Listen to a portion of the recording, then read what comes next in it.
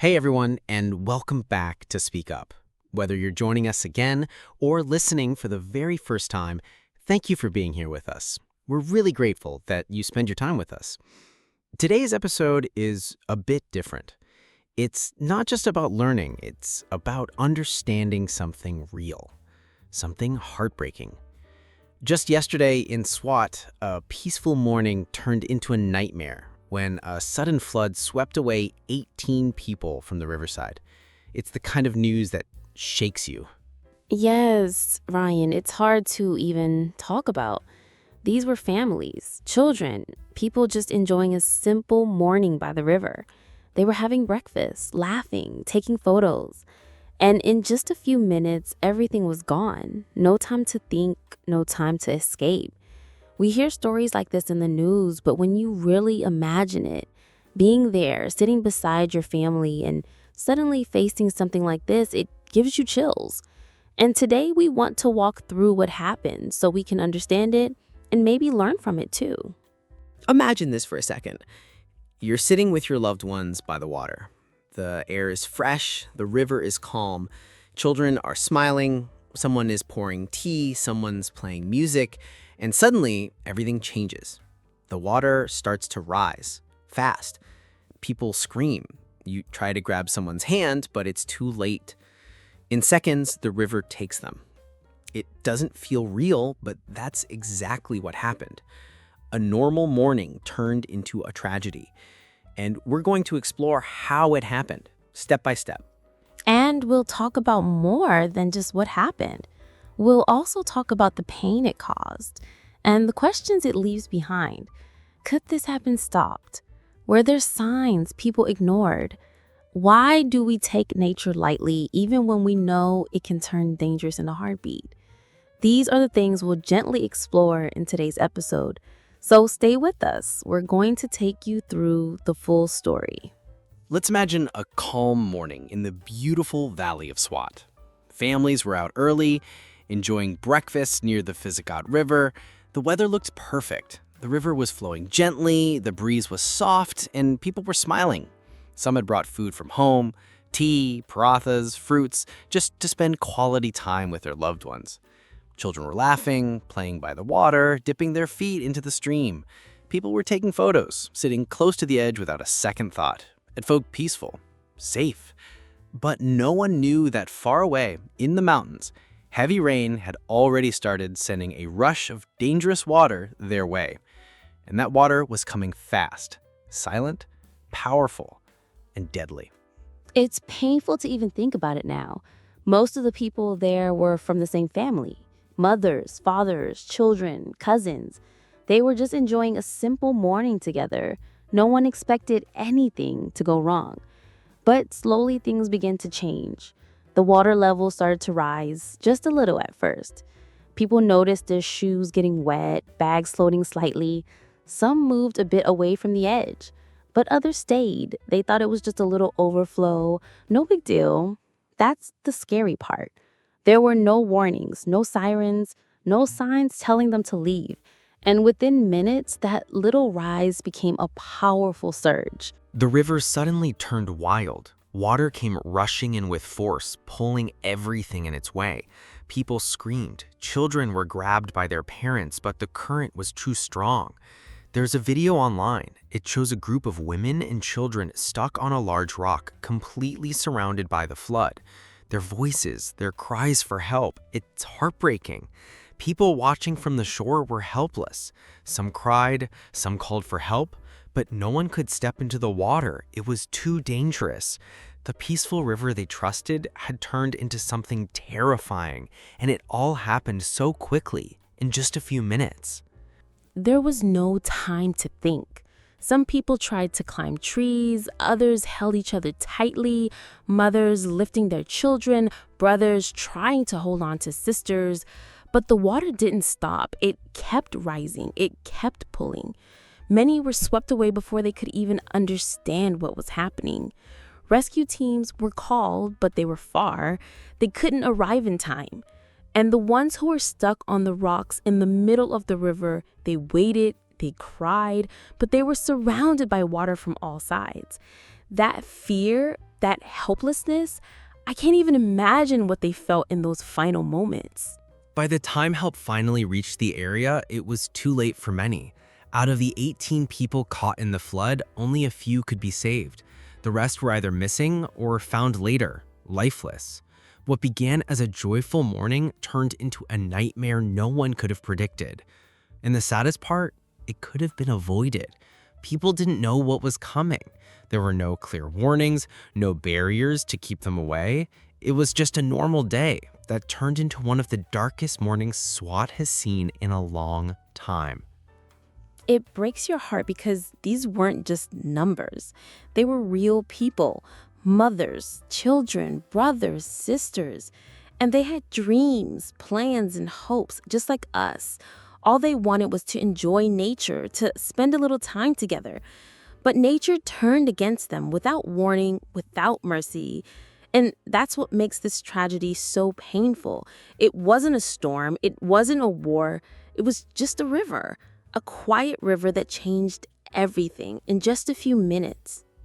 So, what exactly is a flash flood? Let's try to explain it in the simplest way. A flash flood is a sudden and powerful rush of water that comes without much warning. It usually happens when there's very heavy rain in a short period of time. The rain doesn't always need to fall where you are. It can fall far away, in the mountains or higher areas. That's what we call upstream. It means the rain is falling at a place higher than where the river flows. And when that water comes rushing down the mountains, it reaches the lower areas quickly. That rush of water becomes dangerous, fast, deep, and very strong. Exactly.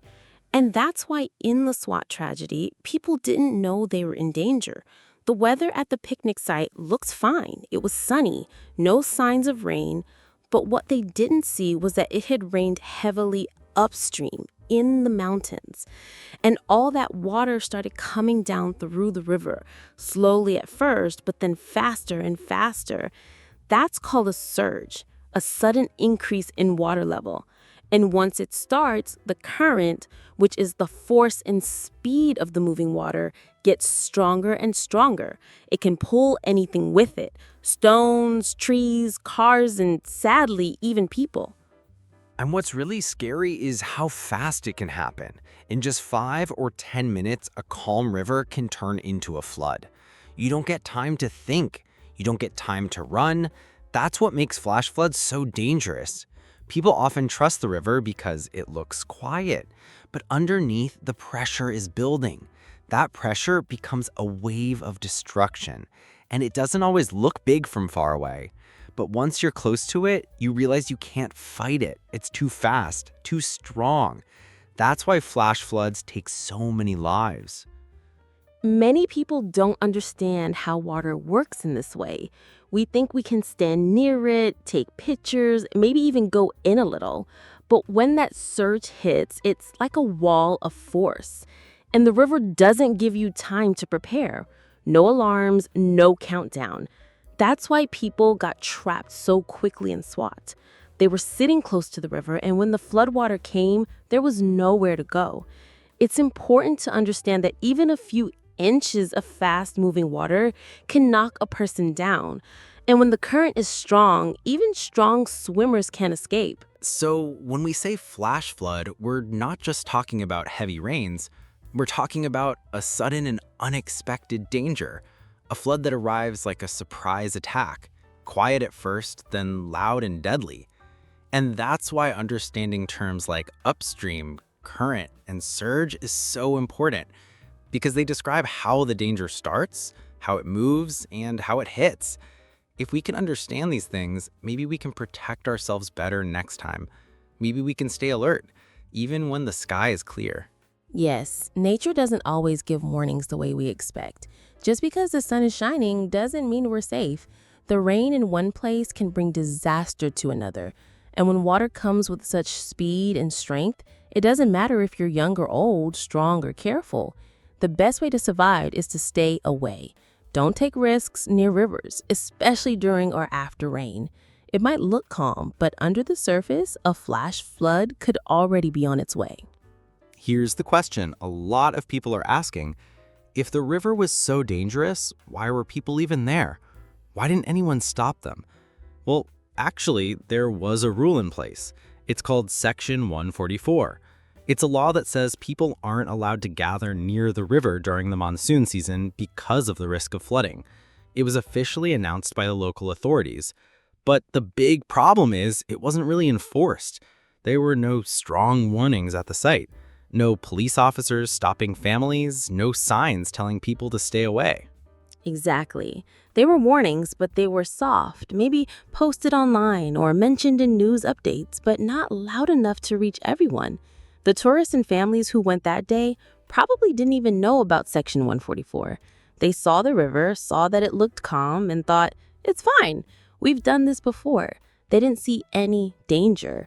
And when there's no one physically there to tell you to move back, you start to feel safe. That's what makes it so risky. It's not that people didn't care, it's that they didn't know how dangerous it really was. And that's what makes it all even more tragic.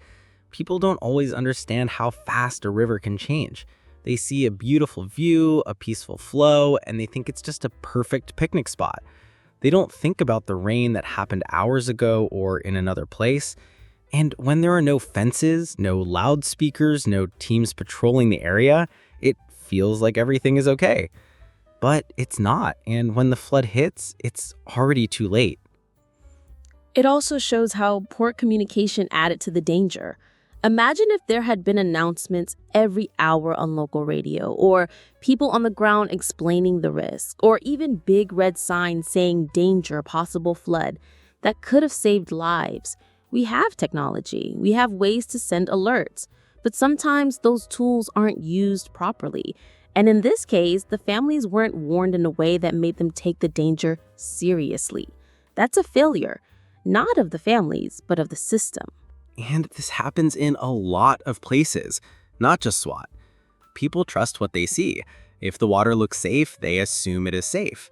But rivers are unpredictable, especially during the rainy season. And unless someone explains that clearly, people won't think twice before sitting near the edge. That's why proper warnings matter. A message on social media is not enough. You need people on the ground speaking directly to the public. That's how you stop a disaster before it starts. I agree. And it's important to say this. The families didn't do anything wrong. They just didn't have the right information. They weren't careless. They were uninformed. It's the job of the local government to protect its people, not just by making rules, but by making sure those rules are followed. That means being present, being clear, and being firm, especially when lives are at risk, especially when children are involved. If someone had been there that morning, even one officer or one volunteer to stop them and say, please go back, it's not safe here, maybe things would be different. Sometimes one strong voice can make all the difference. That's why enforcement is not just about writing rules on paper. It's about being there, being visible, taking action, because nature doesn't wait. And sadly, now the area is filled with silence. The laughter, the smiles, the joy that was there just hours before, it's gone. All because of a gap between the warning and the people. A few steps of prevention could have saved 18 lives. That's the hardest part to accept. And that's the part we can't forget moving forward. After the flood hit, the rescue mission began. But it didn't happen right away. In the first few minutes, there was complete chaos. Local people tried to help, but they had no tools, no training. Many just stood there, shocked and helpless. A little later, Rescue 1122 was called. Then the Army joined the effort too. Helicopters were brought in, boats, ropes, and emergency workers started arriving one by one. It became a full emergency response. But time was already slipping away. Every second mattered. And sadly, too many minutes had already been lost. That's right.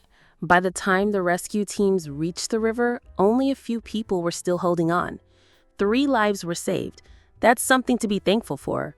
But 11 bodies were found later, and others are still missing.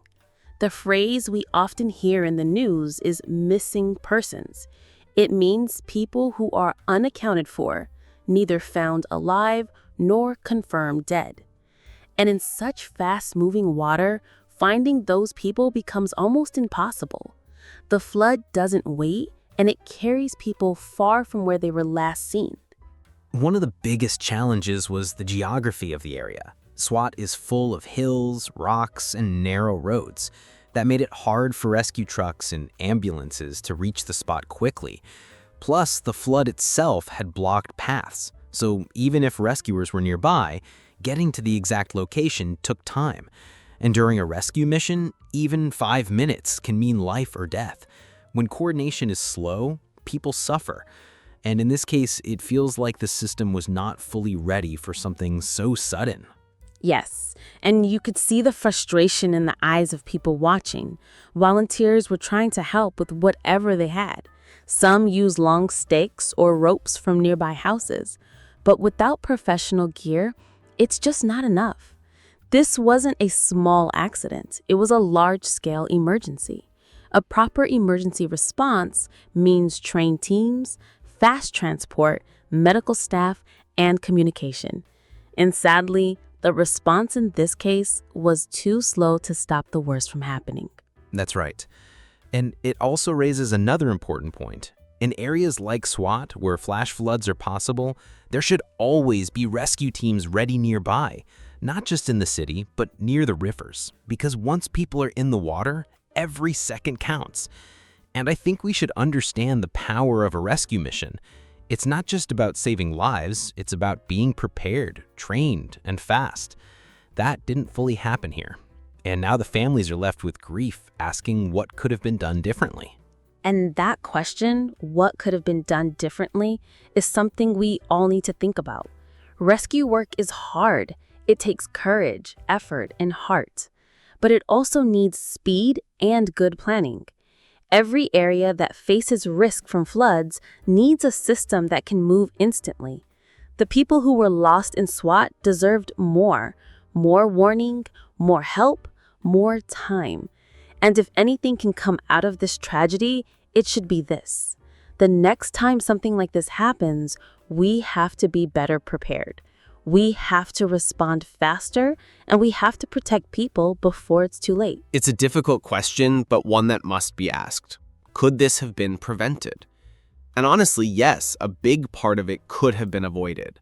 There are tools we have today, things like rainfall alert systems and river sensors that can warn us early. If it's raining heavily in the mountains, a sensor can detect rising water levels. That data can be sent to local officials, who can then tell the public to stay away from rivers. But in this case, that kind of early warning either didn't exist or didn't reach the people in time. And that's a major failure, because prevention isn't about reacting after tragedy, it's about stopping the danger before it starts. Exactly, Ryan. And along with technology, we also need community education. People need to know the risks. Everyone living near rivers should understand what a flood looks like and how fast it can come. We need awareness campaigns, posters, short videos, community meetings. Even children should be taught in schools about flood safety. When people understand the warning signs, they're more likely to protect themselves. That's what we mean by public safety. It's about giving everyone the tools to stay safe, not just depending on the government. It's about preparing the people before the disaster hits. Another simple step could have saved lives. Barriers. If there were fences or ropes near the river, the families wouldn't have been able to sit so close to the water. Even big signs saying danger, flood zone, might have made someone think twice. These aren't expensive solutions, they're basic safety measures. In areas known for floods, these things should already be in place. They act as physical reminders. People may not hear a warning, but if they see a fence or a red flag, they stop. That's part of what prevention really means, making it harder for people to reach danger in the first place. And we also need to change the way we think. Many people believe that if the sky is blue and the sun is out, everything is safe. But like we saw in Swat, the danger came from far away. Rain in the mountains caused the flood in the valley. So here's a simple rule. Never go near a river after it rains, even if that rain was somewhere else. It's better to be safe than sorry. Rivers may look calm, but underneath, they can carry the power of a storm. And we must respect that. Floods are a type of natural disaster, and they don't care if you're careful or not. They move fast, and they don't stop. That's why prevention and awareness must go hand in hand. We need alerts, sensors, education, and strong rules that are actually followed. The government has a job to do, but so do we. Each of us needs to learn from this and pass that knowledge on. Teach your kids, your neighbors, your friends. Don't wait for the next disaster to learn what should have been done, because once the flood comes, it's already too late to prepare. And if this tragedy teaches us anything, it's this.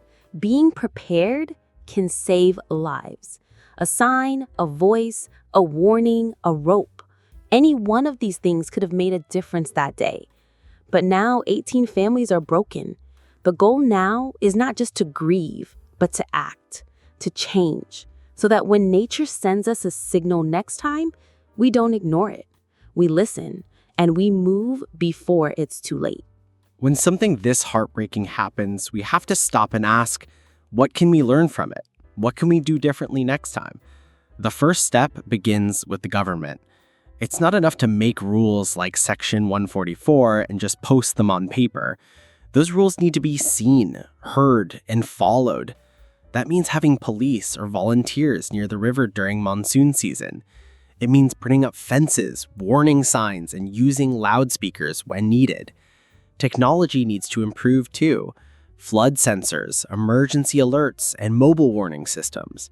These things can give people time to escape, but they must be active, not just ideas on paper.